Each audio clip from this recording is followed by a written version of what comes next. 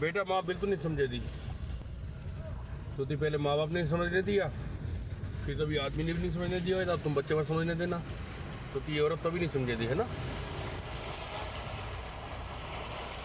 तो समझने ही नहीं देना चाहता। और अच्छी बात है।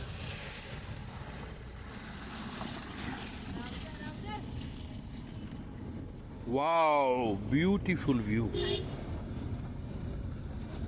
On main national highway flood. मैं तो इधर से चल रहा हूँ। इधर भी सेम है चाचू।